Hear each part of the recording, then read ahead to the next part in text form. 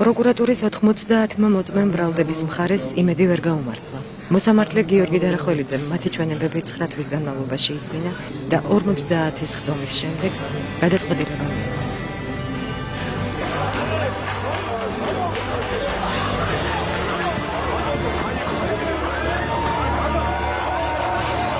ვიცოდით რომ ვიყავით უდანაშაულების ყველა და ეს იყო უსაფუძვლო ბრალდები. თავდაცვის მინისტრობის პერიოდზე სასამართლომ ბაჩო ახალაია უდანაშაულებს და აღკვეთი ღონისძიება პატიმრობა გააუქმა, თუმცა კბილაშვილის უწყება ყოფილ მინისტრს ბრალს კიდევ 2 ეპიზოდში უყენებს.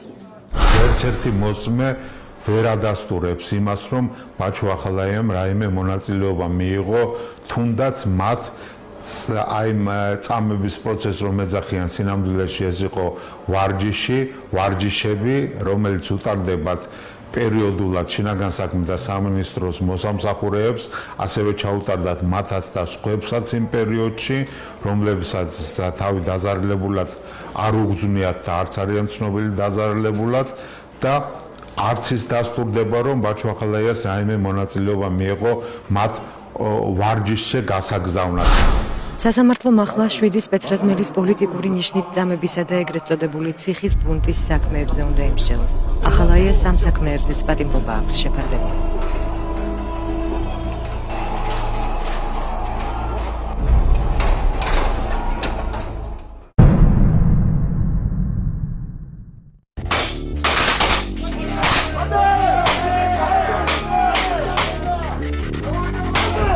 ეს რეინჯერების გაღვიძების სტილია. ხმაური და სიბნელე, ქაოსს და დაბნეულობას იწვევს. მაგრამ აქაც რეინჯერობის მაძიებლებს ზუსტად 2 წუთი აქვს მოწყობისთვის. ურსატებმა არასდროს იციან, დღეღამის რა მონაკვეთში გააღვიძებენ.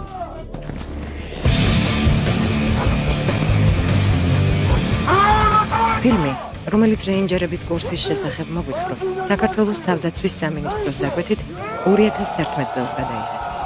უწყების მაშინდელი ხელმძღვანელი ალბათ ვერ წარმოიდგენდა, რომ 2 წლის შემდეგ საბრალდებო სკამზე ყოფნა სწორედ ამ კურსის ჩატარების გამო მოუწევდა. 2012 წლის აგვისტო-სექტემბერში განსაკუთრებულ საქმეთა დეპარტამენტის პირველი სამმართველოს 45 თანამშრომელი რეინჯერის კურსის გასავლელად იალღუჯის სასწავლო ცენტრში მიავლინეს. When აზრით, ამას ხშირად იდეოლოგია ჩემი აზრით. Წამება ის იყო, რომ თქვენ ბევრს დაუხდით. იმ შემთხვევაში კი. რეინჯერის კურსში შედის თუ არა ტალახში ხო? თქვენ როგორ იცით? შესაძლოა შედიოდეს. სერბილი, შედის. მაგრამ ეს კურსი არის.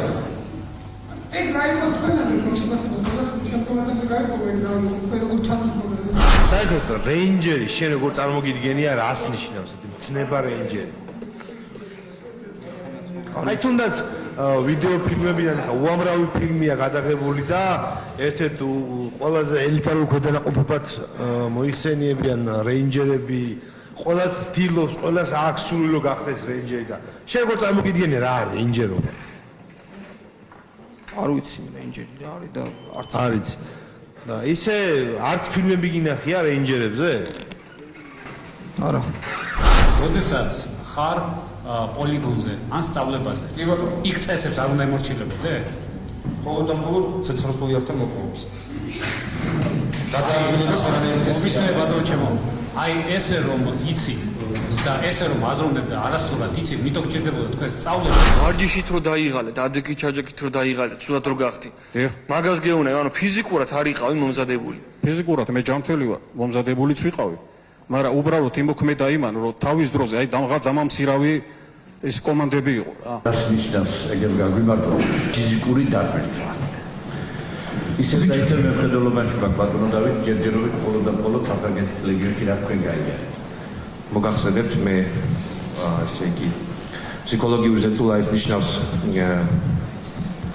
სიტყვიერი შეურაცხყოფით მიმართვას, როდესაც მოგმართავენ ინსტრუქტორები. სიტყვიერ შეურაცხყოფას გაყენებენ, შეიძლება ის სასაცილო იყოს. მაგრამ ეს არის ფსიქოლოგიური ზეწოლის ერთ-ერთი ფორმა. ნიშნავს იმას, რომ შენ არ გძინავს, არ გაძინებენ შენ არ აქვს დასვენების უფლება.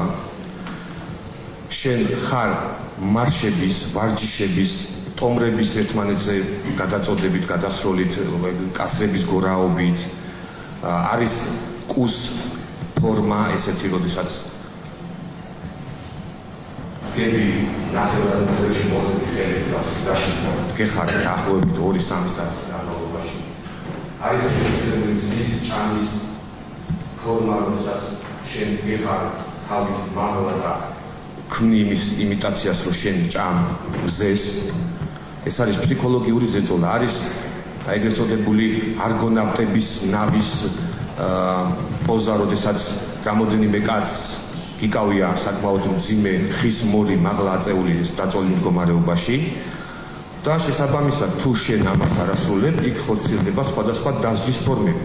მე მაგალითად მოგახსენებ, საფრანგეთის ლეგიონში ჩემი დასჯის ერთ-ერთი ფორმა იყო, როდესაც არ დავემორჩილე ინსტრუქტორს და შევეპასუხე, ალბათ ისევ ჩემი ქართული მენტალიტეტიდან გამომდინარე, ეს იყო, რომ მან წელზე მოდ შიშველი ხესთან მიმიყვანა და აი ასეთი მდგომარეობაში ხელები ხის გარშემო და ფეხები ხის გარშემო შემიკრეს და ბოლომდე დამსვეს მიწას 4 საათის განმავლობაში.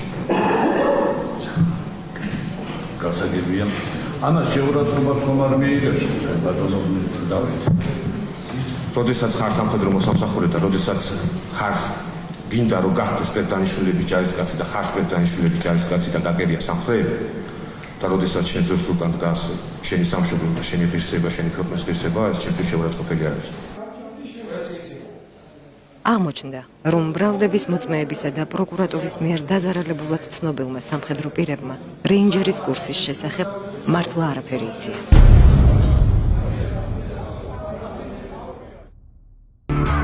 მსგავსი ფიზიკური სავარჯიშოები განსაკუთრებულად მძიმედ შესასრულებელი ღამის 4 საათზეა. მაშინ როცა გამოუძინებელი ხარ და კარგად ვერ აანალიზებ რა ხდება შენს გარშემო. მით უმეტეს რომ ინსტრუქტორებისგან შეღავაც არ უნდა ელოდო. ხშირად ამ რთული მდგომარეობიდან გამოსავალი მარტივია. ამ ფილმის გასაჯაროება თავდაცვის სამინისტრომ ბაჩანა ახალაიას მინისტრობის პერიოდში ვერ მოასწრო. ახლა კი იმის მტკიცება უწევთ წვრთნაზე მყოფი ჯარისკაცებისთვის ვარჯიში და სირთულეების გადალახვა წამებას რომ არ ნიშნავს. მათ იციან, საჭიროების შემთხვევაში პირველები ჩაერთვებიან ბრძოლაში და შესაძლოა პირველებიც მოკვდნენ. დახოცვამდე საქმე არ მისულა. პირველივე სიძნელის გადალახვისას დაზარალებულად ცნობილი პირები კურსს გამოეთიშნენ. ახლა კი ეგრეთ წოდებული რეინჯერების საქმეზე წამებასა და არაადამიანურ მოპყრობაში ბრალდებული მინისტრი იძულებულია მათი მონათხრობი ჩვენებების ფორმით ისმენოს. ამ სისტემაში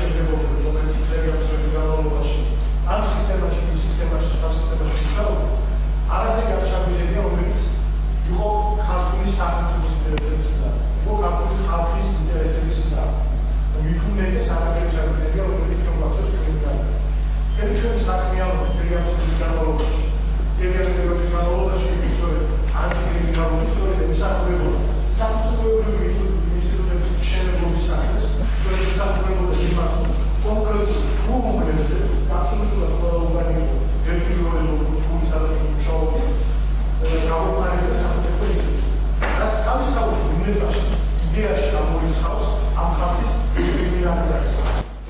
ბრალდებული მინისტრის პოზიციას დაზარალებულები და მოწმეები ამყარებენ. ჩვენებებში აღმოჩენილი უზუსტობები, ეგრეთ წოდებული შპარგალკიანი მოწმეები და ზეწოლის დადასტურებული ფაქტები დაცვის მხარეს ბევრ კითხვას უჩენს.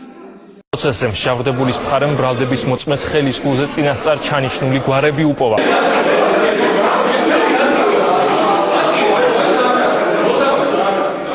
ყველაზე სამაგალითო იქნება ისეთი მოწმის ქცევა, როდესაც მოწმე შინაგან საქმეთა სამინისტროს წოდებით პოლკოვნიკი გამოცხადდა და შპარგალკა ჰქონდა ხელის გულზე დაწერილი და დაკითხვის დროს დაჩერებოდა ხელის გულზე ჩუმად ისე რომ არავის შეემჩნია და კითხულობდა ამ ხელის გულზე ჩანაწერს იმიტომ რომ არაფერი შეშლოდა და რა თქმა უნდა სიმართლე რომ ელაპარაკა არ დაჭირდებოდა შპარგალკა ფაქტი იყო რომ ის ტყუილს არასწორს ლაპარაკობდა და იმიტომ დაჭირდა შპარგალკის მოხმარება. ძალიან რა არის მოკითხები და არ ვიცი რატო წელი ეს იყო.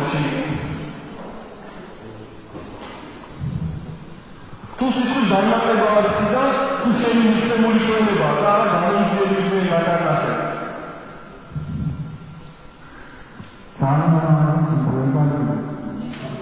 Zara.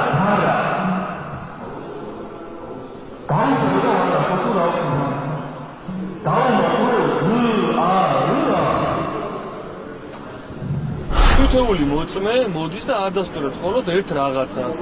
ჩვენებები არ არის მის მიერ მიცემული, მის მიერ ჩამოყალიბებული. ვინაიდან სიტყვები, რომელსაც იყენებენ ჩვენებებში, რომელსაც მე ვთხოვ განმარტებას, არც ერთმა ამ სიტყვის აზრი არ იცის დღესაც. მე ბალამანდიშვილი ხაცხალაშვილი შვანია. მე ბალამანდიშვილი ხაცხალაშვილი შვანია. არა, ჩვენებას თქვენ აგეკუთვნით? არა, რაც მაგას არა, ძალიან ხო, ბატონო, ეს საინტერესო საკითხებია და იქნება მოხდეს მე. გასაგებია, ბატონო, მე აღმოვისწრებდი შვანია. ანუ ესეც გამოცდილების დაწერილი მე ვთქვით ამიგასტუროთში. მე აგეკუთვნით ეს ჩვენება? ჩვენება მიცემულია შეიძლება და განაცვლება ბატონო, თქვენ მეუღლებით მცემებდა. მე სახელი არ მიცემთ. როგორ გამიცემდა? როგორ აფიცებ თქვენ? იცი, სახელები შეიძლება სულს შემოთავაზოს მე მევადებს. სხვა სულიც ხო? შეიძლება სულს მე მევადებს. მასკი. ბატონო, გამეცნო. ხედავდი რომ სენდა. ბატონო, გასაგებია. მოდი დაუბრუნდეთ ახლა იმ საკითხს. დიახ. დავითაშვილის რომ ის პიროვნება რომ დავითაშვილი იყო, თქვენ გაიგეთ შემდგომ ეტაპს. კი. მაგრამ ვერ იხსენეთ ვინ გითხრათ. დიახ. ასევე ვერ უთითებ დარბაზში რომელია დავითაშვილი. დიახ. ვერ უთითებ. კი. აი ერთი ის მახსოვს ახლოს რომ მივედი შავგურემანი პიროვნება იყო ცოტა მე მგონი ჩემს იმაღლისა. მე ხო არ ვიყავ. ბატონო? მე ხომ არ ვიყავ, მე შავგურემანი. თქვენ რო ყოფილიყავით აქ არ ჯდებოდით ხო ეგრე? ანუ მე ამომიცანი. ბატონო? ანუ მე ამომიცანი, ხო? იცით რომ მე არ ლოგიკურად რო იმჯერებთ ეგრეა. როგორ ამბობთ რომ ის იყო დავითაშვილი? რადგან ამოცნობა არ შეგიძლიათ, მაგრამ ამავდროულად ადასტურებთ რომ მე არ ვიყავი, ეს არ იყო, ეს ხო არ არის. აი, როგორ ახსნით ამ მომენტს?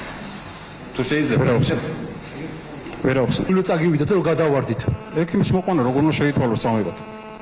ანუ ჩვენ საწამებლად არ ვიყავით. ბატონო? ჩვენ არ ვიყავით თქვენი წამება. ახლა კაცი ადამიანი ცუდად რო გახდება ისიც არ გინდა სამ დახმარება აღმოუჩინო. და აბა რატომ იძახით თქვენ საწამებლად იყავითო? ადამიანს წამება სწორედ ეგ არის, ადამიანს სწორედ რო გახდება. უაროს დღეს უნდა ჩაადოთ. თქვენს მიმართ პრეტენზია არ გამაცხადეთ. არა, გასაგებია, მაგრამ რიგდანობა რა, ჩემს მიმართ შენ საერთოდ იძახი. აბა, მაშინ რატომ მობძანეთ აქეთკენ? პატიცემულო, რატომ მობძანეთ აქ? თუ არავის ბატონ ბაჩანასთან პრეტენზია არ გაქვს, ჩვენთან პრეტენზია. ვისთან გაქვს პრეტენზია? ეხლა გადაავლეთ თვალი თქვენს მიერ მიცემულ ჩვენებას? სად ქონდა? მე არსად. აბა როგორ გადაავლეთ თვალი? მოსვლისთანავე სადღაც პროკურორი სულ რაღაც 5-10 წუთით ვნახეთ და იგი იყო. და ჩვენება მომცათ? არ მომცა. აბა როგორ გადაავლეთ იმას ჩვენებას? ქონდა თვითონ და უბრალოდ თვალი გადავავლე.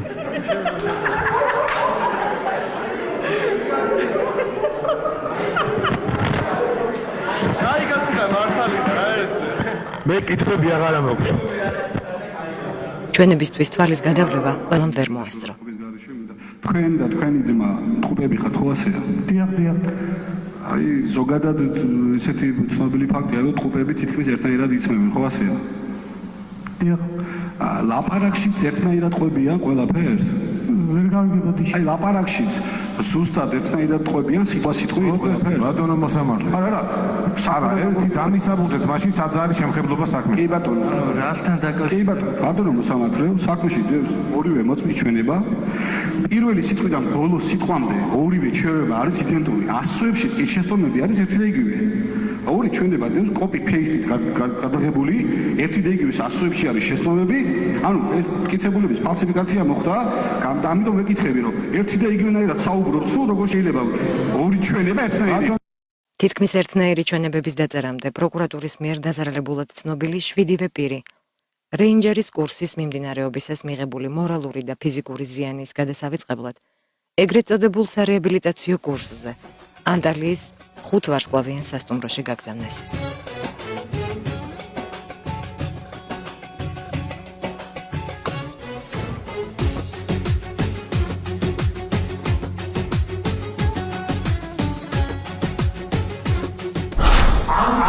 რომელიმე სურათზე რომ გეტყობოდეთ რაიმე სახე მოწყენილი მაინც აქვს ცოტა უფრო სერიოზულად შეხედავთ თქვენს აი აქ გამოსულ რაღაც მოროც მე არ მინდა კითხვა გახულ ხარჯავიან სასწავლოში დასვენება ანტალიაში როდის მე გახდა რეაბილიტაცია და თქვენ საერთოდ შეგიძლიათ რა განაცხადოთ სამედიცინო რეაბილიტაცია და აი ეს გართობა ერთმანეთს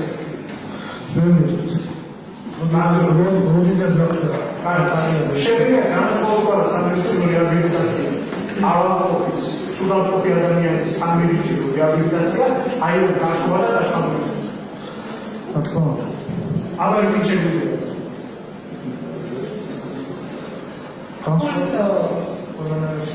ვინც გამოსწორებს ხო აი ეს წელს მელაბარონის შაბათ წავიდა დასასვენებლად ერთად ანაკუროს ეს იქნება გართობა და დასვენება არის ჩვენ თქონდა არის სანატორიუმები დაფერე ხანხმარში ხანსაცალად სამედიცინო პერსონალი ეს ერთდაიგებია ეს არის სამედიცინო რეაბილიტაცია ეს არის გართობა მოგზაურობს მიხარით თანხის ოდენობა რამდენი არის აი ამისთვის რა გახდა 10,000 რა და მანქანის შესაძლებლად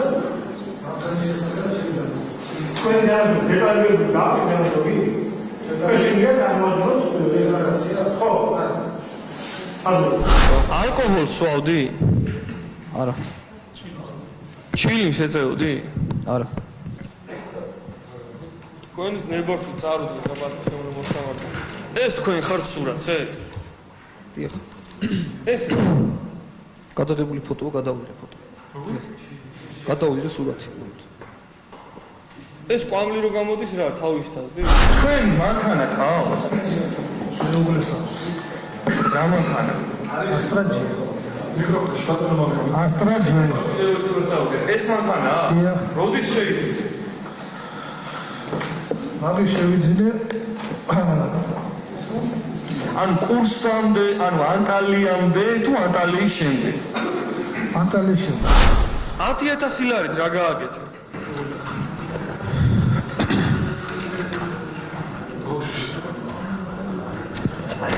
შენც მანქანა იყიდე ჟვანიასავე? არა. აბა? იფირტუნი არ მაწიხიდა. იფირტუნი. გასულია. არა, გაქვს პასუხი. ოიხმარე ნაწილი ჩემს სწავლებში და ჩემი კურანლობაში, რა თქმა უნდა, სულად არ დამჭირებია ამდენი თანხა. ვალერი მქონდა და რაღაცები კი გადავიხადე. დიახ. ეგრეთ წოდებული რეაბილიტაციის კურსი ანტალიიდან დაბრუნების შემდეგაც გაგრძელდა. ბაჩანა ახალაიას წინააღმდეგ მიცემული ჩვენებების ავტორები დააწინაურეს. ეს ოპერაციები დაჯგუფებაში მუშაობდი 2006-2008 წლებში. ომის შემდეგ. ის რეორგანიზაცია წავიდა, არავის არაფერი არ აუხსნია. ომის მერე ეს დანიშნულებული ბავშვი მოხდა ორი რაღაც. ხალხს დაჯილდოებული.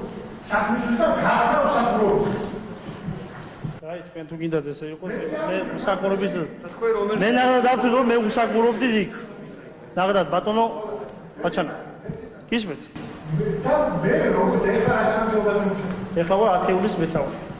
ესეც ერთ-ერთი უცნაური პარადოქსული მდგომარეობაა. გასული სპეციალისტი, რომელიც ეხლა არის ათეულის მეთაური, ის სადაც არის. ეხლა მე რა განმეობაზე მუშაობ. ეს ორის გაყოფილებაში ვარ უბრალოდ. ეს ორის გაყოფილებაში. დიახ. და აქამდე რა განმეობაზე? აქამდე მეჭირა პირველ სამმართველოში ვიყავი ათეულის მეთაური.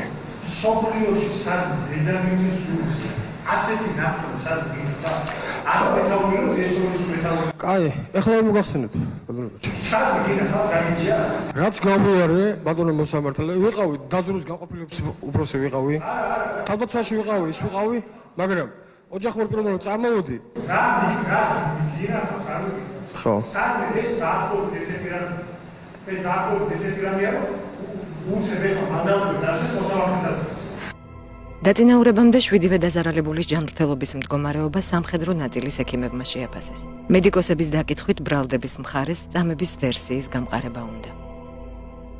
აღნიშნული დაზარალებულების უყელას აღენიშნებოდა სისხლჩაქცევები, როგორც სახეზე, ასევე ტანის სხვადასხვა მიდამოში. შემიძლია გამოვყო ორი, ერთი ეს იყო ჟვანია მამუკა, რომელიც სხვასთან შედარებით უფრო რთულ სიტუაციაში იმყოფებოდა, კერძოდ აღენიშნებოდა კოჭრის მიდამოს დახურული ტრამვა, მარჯვენა ზედა ტუჩის ნახეთქ ნაფლეთი ჭრილობა და დიდი ზომის ემატობა გულმკერდის მიდამოში. თუმცა ექიმი ვალერიან მუჯრიშვილი იქვე ადასტურებს, რომ წვრთნების მიმდინარეობისას მსგავსი დაზიანებებით სამედიცინო პუნქტში ჯარისკაცები წინა წლებშიც შეჰყავდათ. ბატონო ექიმო, მე თუ არ ვწდები, თქვენ ესე თქვით, რომ რამოდენიმე დაზარალებულს ისნობ, თუ ადრეც იყვნენ თქვენთან. კი ბატონო, სადღაც ერთი წლის ადრე ჩვენთან იყო დიდი სწავლება. ცოტა მიკროფონს რომ მოშორდეთ, ცოტა. ერთი წლის ადრე ჩვენთან იყო დიდი სწავლება, რომელშიც სპეცოპერაციების ცენტრი, განსაკუთრებულ დავალებათა დეპარტამენტი მონაწილეობდა ერთად. და ამ კონკრეტულ ადამიანებს რა ჭირდათ, რატომ მოვიდნენ? ეგენი ჯგუფებზე იყვნენ მაშინ მომაგრებული. თქვენია მთელი კარიერის მანძილზე, რომელიც სულ სამხედროებს უკავშირდება. არ გქონიათ ეგეთი ტრამვირებული პაციენტების შეფხვევები ვარჯიშების დროს? შემთხვევები ქონია, რაოდენობა არ ქონია. ბატონო? რაოდენობა არ ქონია მაგდენ. თორე ტრამვა ჩვენთან იაღლუჯის პოლიგონზეც ბევრია. თქვენ რატო იქცევით ისე, როგორც ყველა დანარჩენი პატივცემულები? მე გკითხეთ, შემთხვევები ქონია თუ არა? თქვენ ამიპასუხეთ? კი, მქონიათ ამის შემთხვევები. ქონიათ შემთხვევები. რაოდენობა შეგეკითხეთ? რატო ხართ ესე მოწადინებული, რომ ისეთი რამე თქვათ, რასაც არავინ არ გეკითხება? გასაგებია, შემთხვევები გქონიათ. თუ ვერ გაიხსენებთ თქვენთვის ყველაზე უფრო ამაზე უფრო რთულ შემთხვევას, ინდივიდუალურ შემთხვევას გეუბნებით, უფრო რთულს. კი ბატონო, იყო მაგალითისთვის ჩვენთან წინააღმდეგობა დაბრკოლებათა ზოლი არის ფიზიკური ვარჯიშისთვის. იქ ქონდა წვივის ორივე ზოლის მოტეხილობა ჩამოვარდნის გამო. ანუ ვარჯიშების დროს ეგ სხვა რამეა, ვარჯიშების დროს პერიოდულად თქვენთან მოდის სხვადასხვა სახის დაზიანება თქვენ სრულებითაც რა თქმა უნდა. ყველა კოლეგის ჩვენება ერთბაშად გააბათილა ექიმ ლევან სუთიძის დაკითხვა. თუ გახსოვთ თქვენ ესეთი ფაქტი, როდესაც თქვენ მიბრძანდით საღამოს გვიან სახლში, ბუდაპეშტზე, სწორად მახსოვს? კი. ბუდაპეშტზე და მოვიდა ეგრეთ წოდებული დვუხსოტკა Toyota Land Cruiser 200 და დაგიძახეს მობრძანდით ერთი წუთითო. კი, იყო ეგეთი ფაქტი. ჩაგისვეს ავტომობილში და აგიყვანეს წყნეთის გზაზე. იყო ეგეთი ფაქტი. დაშალეს თქვენი ტელეფონი და გაგითიშეს.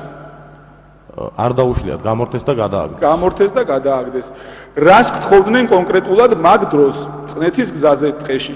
არაფერს არ მთხოვდნენ, იყო ერთადერთი სიტყვა, იქ ნათქვამი, გაგახსენებთ, რაც უნდა გახსოვდეს. კი ბატონო, გეთანხმებით. შემდგომ ჩამოგხსვეს თუ არა ზეწოლის შემდეგ მანქანიდან დაგტოვეს თუ არა იქ ტყეში და იძულებული იყავით თუ არა თქვენი თანამშრომლისთვის დაგერეკათ დალოდებოდით იქ და თქვენ თანამშრომელს სპეცნაზებს, რომელიც დღესაც სპეცნაზში მუშაობს, გამოყევით თუ არა უკან? იყო ასეთი ფაქტიც. წყნეთის ინციდენტის შეხსენებისთანავე მოწმის ჩვენების არსი შეიცვალა. თქვენი მუშაობის პერიოდში სხვა კურსანტები მოყავდა თუ არა დაზიანებებით იქ? იმ დროს, როცა თქვენ მუშაობდით? იყო ასეთი ფაქტები. იქ არის სარბენი დაბრკოლებების ზოლი, არის პოლიგონი, მუდმივად მიდის ვარჯიშები და ვარჯიშს ყოველთვის თან ახლავს ტრამვები. სამედიცინო დახმარება რეინჯერის კურსში მონაწილე იმ ჯარისკაცებს დასჭირდათ, რომელთა მომზადების დონეც მეთაურებისა და სარდლობისთვის დამაკმაყოფილებელი არის. ახლა მათი ინსტრუქტორებიც საბრალდებო სკამებზე სხედან და პროფესიულ კითხვებს ამჯერად სასამართლო დარბაზში სვამენ. რამდენი სახის საბრძოლო მასალას, ბაზნას, გასროლას, იგივე რამოდენიმე განმარტებას მოიხმარს თქვენს გათვლაში არსებული ტყვიამფრქვევი? სამი სახის ვაზნა. კიდევ ორია, პროდუქციონებს რომლის. კარგი. ჩემს უცნობს. ჩრდილოეთი თუ იცი რამდენი სახისა? ერთი სახის არის ჩრდილოეთია. უცნობ ეს რამე მაგნიტური ჩრდილოეთი, რუკის შკალის ჩრდილოეთი. აქსპენია? ისე მე ხო გაიგე და ვიცოდი არსებობს სამი სახის ჩრდილოეთი. მეცნიერება ეს ტოპოგრაფია და ისე ისწავლე. პროფესიული მომზადება დაუწუნა თავდაცვის მაშინდელმა მინისტრმა სპეცრაზმის იმ თანამშრომლებსაც, რომელთა ჩვენებებზე დაყრდნობითაც პროკურატურამ ბაჩანა ახალაიას წინააღმდეგ კიდევ ერთი საქმე, სენაკის ეპიზოდის სახელწოდებით შეთხზა. ამ საქმეში ფიგურირებს ახალაიას კაბინეტში ვაშლის თლისას შესული ყოფილი სპეცრაზმელიც. დანა მინისტრმა თავში ჩაგარტყა ლავი პირი თუ გალესილი პირი. ლავის პირი. ბატონო, გალესილი პირი ხო გამეჭრებოდა, გაჭირდა არ გამჭირდა. აბა როგორ ჩაგარტყა? ყელი სხვა არის, ლავი სხვა. ყელი პირი შეიძლება შემეშალეს ამაში. ზუსტად გასულ ყელი პირი ჩაგარტყა. გეტყინათ ეს ყელი პირი ჩაგმა. რა თქმა უნდა. რამე დაგეყოთ ამით ჩაგმით. მე ვკინა უბრალოდ და შეიძლება ყოფიდან და თქვენ ესე იგი ჩაიდინეთ საქციელი, ვისთვისაც დასაშლელი იყავით, ამას ამბო? შეიძლება თქვენ ესე თვლით, რომ მე დასაჯელი ვიყავი, მე დასაჯელი არ ვიყავი, იმიტომ რომ ერთი თვის მანძილზე ყოველდღე ვეხვეწებოდი, რომ გავაშვი ჰოსპიტალში. და ამის გამო გინება დასაშვებია ჯარში გეკითხებით. მე არ ვიცი და იქნებ მითხრა. არ ვიცი, ვერც მეკითხე დასაშვებია. არ იცით დასაშვებია თუ არა ჯარში გინება. არსად არის გინება. ვიპასუხეთ, ასია განაცხადებული ყავთ ამქმედები ხელმძღვანელობის. რო იქ გადაგიყვანეთ და ხელფასი დაგაკეთეთ. განაცხადებული ხარ დღესაც ამ ხელმძღვანელობის მიმართ. ხო ასე? და ზუსტად ამიტომაც იძლევთ ასე ჩვენებას, რომ განაცხადებული ხართ და კიდევ თუ ისინი პასუხისგებაში იქნენ მიცემ. პროკურატურის მარცხი ვიდეო კამერებმაც დააფიქსირეს. თავში ხელის შემორტყმა პროკურორს ამავე მოწმის დაკითხვისას კიდევ ერთხელ მოუწოდა. დავწერე ჩვენებო. სწორად ამბობ, დავწერე, სწორად. დავწერე. და შემდეგ დავწერე, აი ეს რასაც ეხლა ხდება. აჰა, დაწერე ჩვენება და შემდეგ დავწერე განცხადება. არ დავიწერია, დავწერე. დაწერე განცხადება. მე ჩვენება სწორად დაწერაში. ბატონო, სწორად დაწერაში მეხმარებოდი. გასაგებია, მე გეკითხები, ჯერ ჩვენება დაწერე თუ ჯერ განცხადება? ჯერ ჩვენებას დავწერე და მე შესაბამისად განცხადება. დაზარალებულად ცნობილი სპეცრაზმელი იძულებული გახდა ეღიარებინა, რომ თავდაცვის მინისტრსა და გაერთიანებული შტაბის უფროსს სიტყვიერი შეურაცხყოფა მიაყენა. ბრალდების კიდევ ერთი მოწმე კი ბაზიანის ინციდენტის იმ მიზეზებზე ალაპარაკდა, რომელიც პროკურორის ინტერესში აშკარად არ შედიოდა. ამ სამხედროებმა მე როგორც გამიმართეს ის რა ქვია შეურაცხყოფა მოგვაყენაო. აი ეგ მე ეგეუნები მანამდე ეგენი იძახდნენ მიზეზს, რომ შეურაცხყოფა მიაყენეს, იმიტომ რომ არ რიბინეს და იმიტომ მიაყენეს შეურაცხყოფა. მანამდე რატო არ რიბინეს? რავი, დაღლილები ვართ. და ხო და რისგანა ვართ დაღლილები? რავი, რაღაც საჭმელი არ მოეწონათ თუ რაღაცა და გამოხატეს პროტესტია. ამ ადამიანებმა თუ რაღაცა საჭმელი არ ჭამეს თუ რაღაცა მოკლედ რაღაც არ დაემორჩილნენ, მოკლედ თუ არ ივარჯიშეს, დაახლოებით ამ შინაარსს. სიტყვა სიტყვით ნამდვილად ვერ ვიხსენებ, ნამდვილად ვერ გავიხსენებ რა იყო, იმიტომ რომ ჯერ ძალიან დაღლილი ვიყავი და მე კიდე ძალიან არ მესიამოვნე, იმიტომ რომ ჩემი შეფასებით და არა მხოლოდ ჩემი შეფასებით წესი და რიგით. როცა კონკრეტული ნაწილში არის რაიმე სახის პრობლემა, ჯერ ეს უპირველეს ყოვლისა იწყება ხელმძღვანელისგან. ანუ ჯერ ჩემი შეფასებით ეს ყოველთვის არის ხელმძღვანელის პრობლემა და შემდგომ უკვე რა თქმა უნდა ინდივიდუალური პრობლემა იმისა თუ ვინმე რამეს გადაცნობას ჩადის, მაგრამ არ იყო ჩემთვის ასიამოვნო ამის მოსმენა, რომ რაღაცა ვიღაცები ვალდებულებებს აღასრულებენ. ურჩი ჯარისკაცები დასაჯეს. ახლა პრეტენზია იმაზე აქვთ, აბაზანაში ჩაკეტილებს საწოლები და კომფორტული მოსასვენებელი რომ არ დახვდათ. თქვენ განაცხადეთ, რომ პროკურორის შეკითხვაზე აბანოში არაფერი არ იყო მეტლახის გარდა. დიახ. აბანოში რა უნდა ყოფილიყო სხვა კიდე? აბა რა უნდა ყოფილიყო? აბანოში. შეიძლება ამა თბილი რაღაც არ შემოიტანა. აბანოში თბილი რა?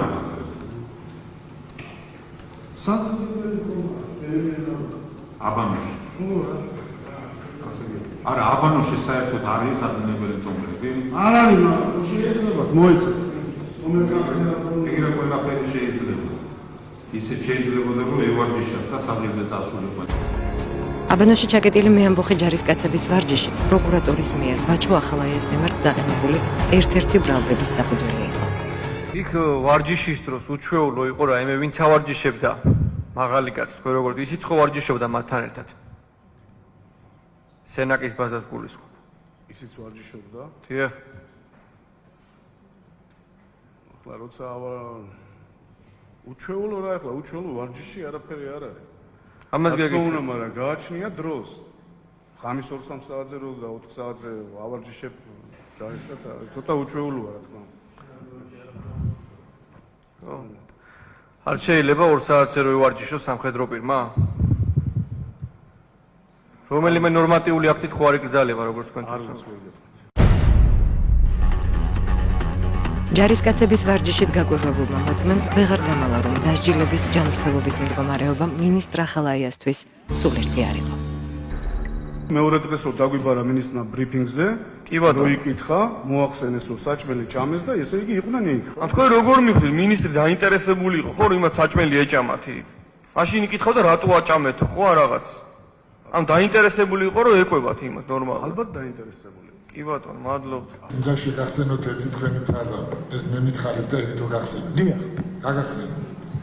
თქვენ მითხარით, რომ ამდენსაც წარმოადგენთ 80% ჩემს სასარგებლო ჩვენებას მისცემ. წარმოვადგინეთ თქვენი სასარგებლო ჩვენება არავინ არ მისცემ. აი ამ დიაგნოზას როგორ აქვს? ბატონო მოსამართლე, მე მინდა გითხრათ, რომ მე ესე მგონია, რომ მე ამ წუთასაც არწმუნებული ვარ, რომ მთელი რიგი ჩვენებები რა ჩვენ მოვისმენთ და ჩემს საწინააღმდეგო არც არაფერი ყოფილა. მე გულისხმობ ბრალდების მიერ წარმოდგენას. დიახ, ბრალდების მიერ მე დარწმუნებული ვარ. ბატონო მოსამართლე, იმაში რომ სანამ ესწრებოდი პროცესს, ძალიან კარგად ხედავდი, რომ ჩემ წინააღმდეგ კონკრეტული არც ერთი არაფერი განსაკუთრებული ჩვენება არავის არ მიუწია. მე სწორედ ეს ვიგულისხმე და ამას ვამბობდი, რომ თქვენს მიერ წარმოდგენილი მოწმეები რამდენიც არ უნდა წარმოადგინოთ. საბოლოო ჯამში იმოქმედებს იმაზე, რომ მე მაინც გავმართლდები, იმიტომ რომ არ ყოფილა ეს დანაშაული.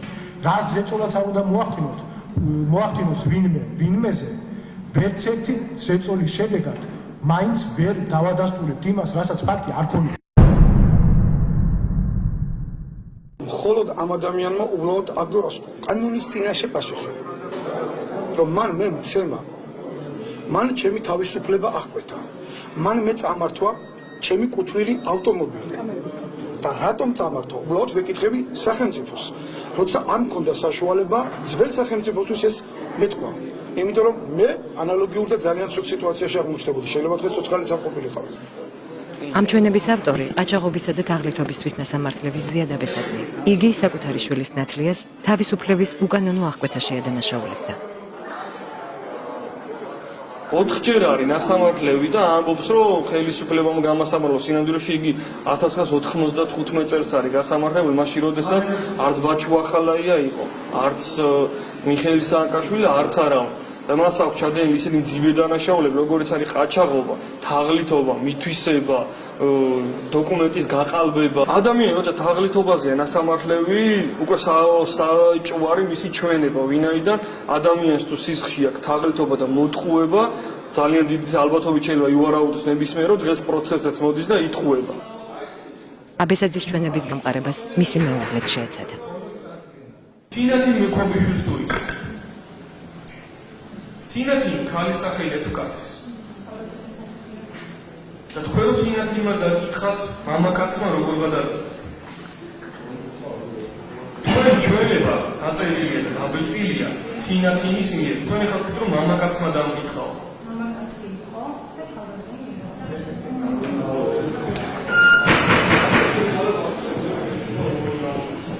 იცით თუ არა რომ ყაჩაღობაზე იყო ნასამართლები? იგივეა ბატონო მოსამართლე.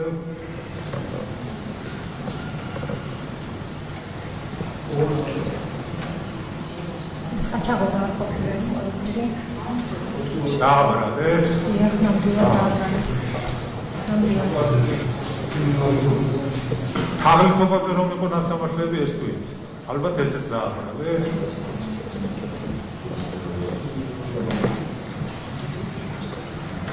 ვინ დააბრალეს?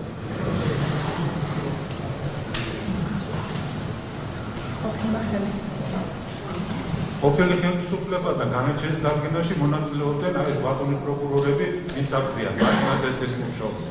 ამათმა დააბრალეს. მე ხაშეურად ხარ ნამდვილად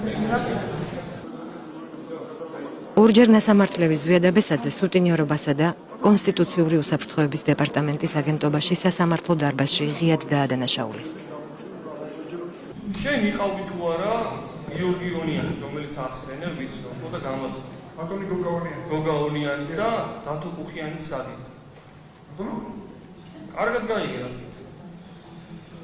ლონდონიდან პომპეიმდე გავიყვანე გვირაბი. მათთან ერთად. ამ ადამიანის ხუია ეს და ეს არის სულ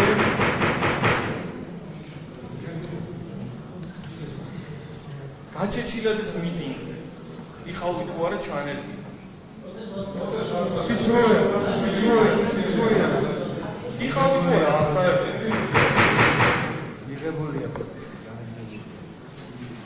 მიტინგზე იყავი თუ არა საერთოდ.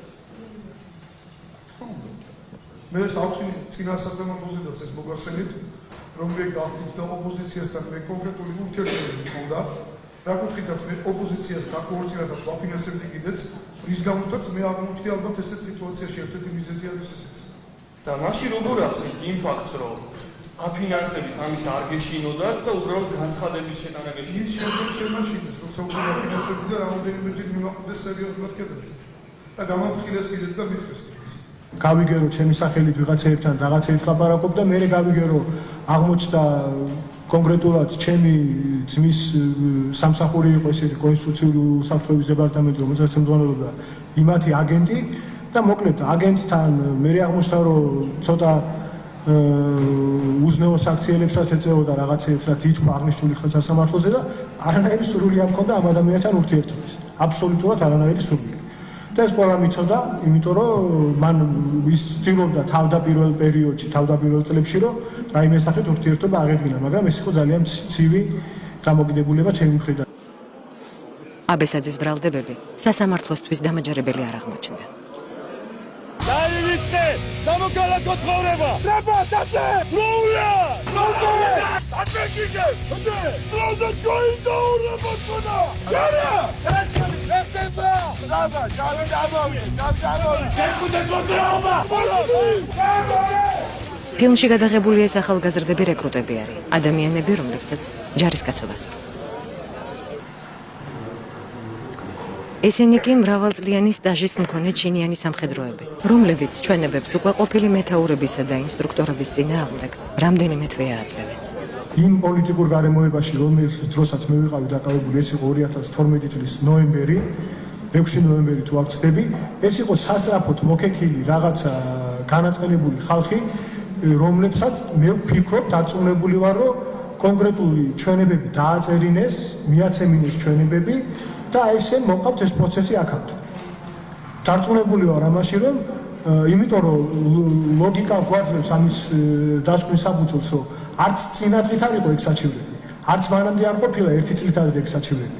და დარწმუნებული ვარ, რომ არა უხეში ჩარევა გარე ძალების, დარწმუნებული ვარ ეს ადამიანებიც კი არ ირჩევებდნენ და ასეთ პროცესს საერთოდ არ ექნებოდა ადგილი.